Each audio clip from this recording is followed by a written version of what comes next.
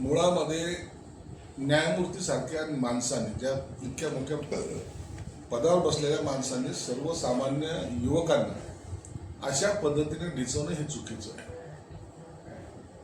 विद्यार्थी दशेतला मुलगा हाच खऱ्या अर्थानं क्रांती घडतो असतो. भारताला स्वातंत्र्य मिळवून देण्यामध्ये कुणाचा पुढाकार होता? या युवकांचा होता.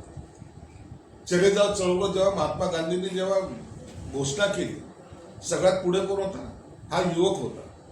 आणि जेव्हा युवकांचा तुमच्या आंदोलनासाठी, तुमच्या राजकीय भवितव्यासाठी, तुमच्या असलेल्या पक्षासाठी तुम्ही वापर करता आणि त्या जेव्हा काम संपलं तर त्या युवकांचा तुमचा अर्थार्थी काही संबंध नाही अशा पद्धतीने जेव्हा बोलल्या जातं आणि त्याच्यातल्या त्यात न्यायमूर्ती सारख्या घटनेचा ज्यांना अधिकार आहे त्या माणसाने त्यांना कॉक्रोच म्हणणं हे मला वाटतं अत्यंत गैर आहे.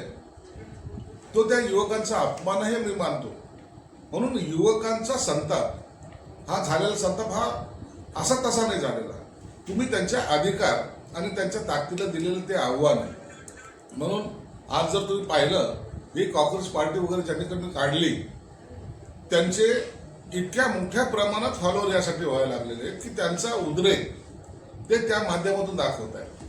आम्हाला तुम्ही भारताचं आधारस्तंभ म्हणता, येणारी भावी पिढी म्हणता, अशा वेळेला तुम्ही आम्हाला कॉक्रोच म्हणून हिनवता, ही गोष्ट प्रत्येक युवकांना लागलेली आहे आणि त्याचा हा परिणाम आपल्याला दिसून येतो.